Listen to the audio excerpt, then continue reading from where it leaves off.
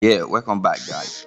I thought I would be able to do the second piece and the first piece in a one short video, but like I just figure it's not actually possible, so like I'm doing the second one in a different time base. Yeah, so yeah, not to waste your time.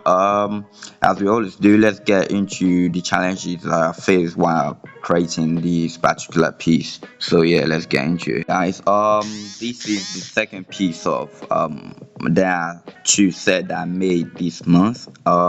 Yeah, so for this particular piece, we actually got this of like a tricky angle, right? Um, this particular piece is actually one of the most complicated pieces I've ever actually tried, even though it feels a little bit small, like it's a little bit, it's not the like biggest, it's not the most like biggest piece that I've made. Like we got complex background and stuff, but as we always do, portrait is actually quite annoying to do. Portrait is one of the most hardest type of artwork to do, and so creating this sort of like scene is actually something I didn't actually think I would be able to produce and bring out for you guys to see. And so starting with the first sketch we go right here. So with the first sketch we go right here, this part I was trying to balance this sort of like proportion of the character's head angle together with the upper down boy. Back then when I was drawing anime, there was one time I got this sort of like a pose like this. So in a way it made it a little bit much more easier for me to actually kind of do, cause like for a particular pose like this we can actually measure this sort of like proportion in a volume. Like we got this like the biggest part of the entire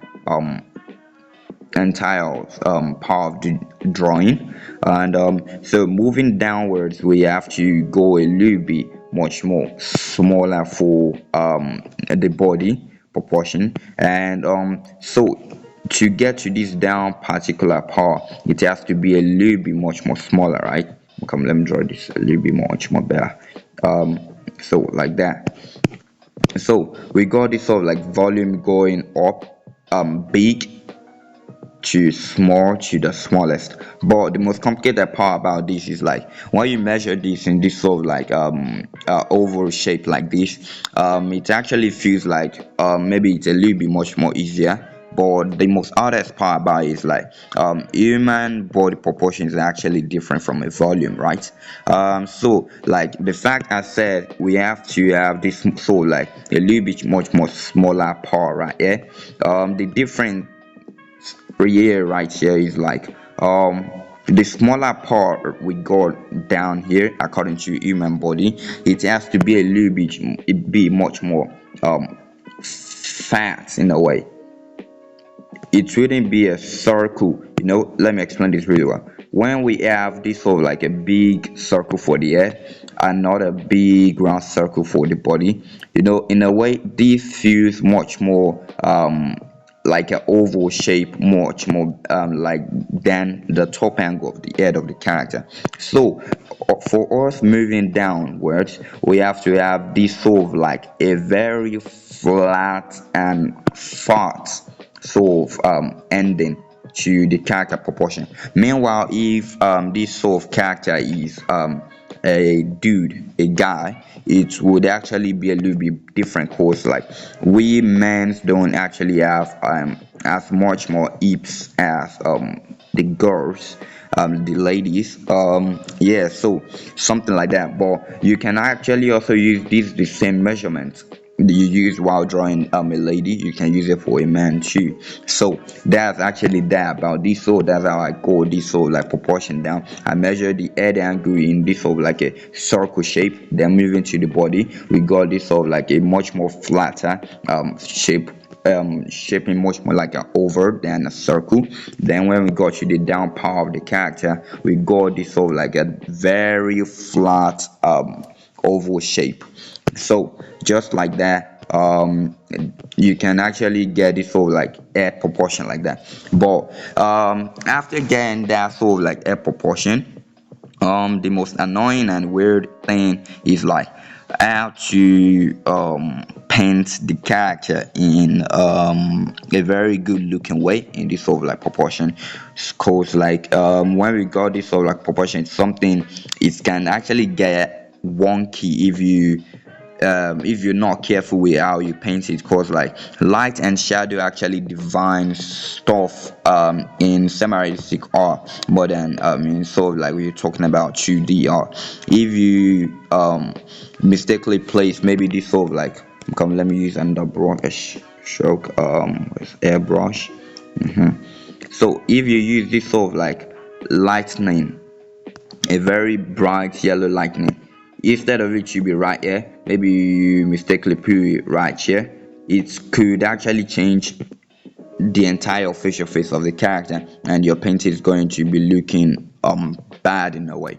So for us to get past all of this sort of stuff, um I actually style with grayscale, something I don't actually use, because if you guys know, in most of my painting I don't really use grayscale that much, because like I'm not actually really used to it, and it's actually really a good technique to use. It really helps a lot. I've used a grayscale once before. That was a piece where I said like my three characters are going on this sort of like outing sort of place. They were in a shopping mall, so it was quite really hard for me to do the painting of the rendering of the character skin. Then I switched to another method while using a grayscale. So a grayscale really helps you divine out the value and the light of the character is going to look, and in a way you can actually see the character in a bit of a finished work. While when you use a grayscale, it's mostly easier for you to use than just jumping straight to doing the colors. So for me, I actually started right with a grayscale. Then when I saw the character's face and the hair and outfit looking good in a way, I was like, okay, we're making something good out of this. Then I added this sort of like, I used my add light to add this sort of like base color to the overall character facial face. So from there, it's actually got much more harder in a way, because like I didn't actually have any idea for this sort of like background, and like I told you guys, I wanted to use this sort of like very dark night environment in the first piece I made, but since I couldn't do that, then I was like, maybe I should use it for the second piece. Maybe I could actually get to work much more little better. But so, and I haven't really learned how to use this sort of like signboards, different type of signboards and stuff. Okay, I'm coming. I don't know why the brush stroke is not working. Okay, coming. Oh yeah. So like I haven't really learned how to use this sort of like signboards, different type of lights in a very dark scene like this. It's something I actually want to quite work on, and yeah. So at this particular part, I didn't actually know what to put in the background, so like I was like, let's just make it a little bit of just sort of like a cinematic scene. Let's just make the back environment really dark, because I've actually seen something like that before in a movie, in this sort of like John Wick one that I watched. The character was standing in this very dark scene, and it was really raining right there.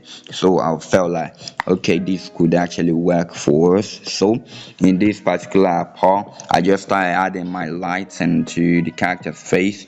And the most hardest part about this sort of section of the painting is like, mostly when I'm painting the character's skin and the character's hair and the character's outfit, the overall character.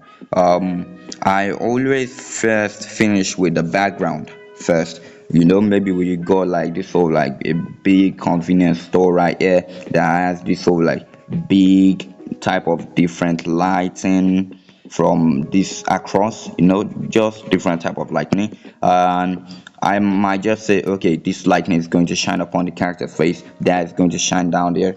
But since we don't actually have that, we just have to use our imagination to imagine the lightning of the background. So, and that's when I just started imagining, okay, we got this sort of like, she's standing under, coming, yeah. So she's standing under this sort of like big street light. So it's shining upon her face. And since in the first scene we got this sort of like very big giant sort of building that has this sort of like green sort of light, this sort of like green type of light. So I just use that as a tool for myself. Then that sort of green light shined upon the character's hair, and this sort of like street light shined upon the character's face. So that was the logic I used for this particular part of the setting of the painting. So this part I was just refining the character's face, used I actually used like a LO reference for this particular piece, because like creating this particular scene is actually something really complex that I wish I could have balanced the overall anatomy proportion of the character head really well. I feel like I captured the low, but I feel like there's still actually more to it. And yeah, in a way, yeah, from this part I just refined the character a little bit more, adding tattoos to her neck, this sort of like chain thing that I wished I could have drawn a little bit much more better. And so just adding this sort of like smoke so stuff right there. And yeah, that's it for this particular set, just balancing the proportion of the character, and learning to use your imagination to construct a different type of lightning in this very dark scene. And yeah, so just use my soft pastel pen to imitate this sort of like raining drops on the character, air, Alfie, and stuff like that. And yeah, I feel like we actually got this particular piece also to the same minute we got the first one to 12 minutes. Yeah, so thank you guys for watching this video, and in a way I hope I explained it really well, and I hope I didn't forget to explain anything more. If you guys have any questions to ask, you can put it down in the comment section. I really love to reply you guys. And thank you guys for supporting me in every way you can. And yeah, see you guys on the next one. Bye.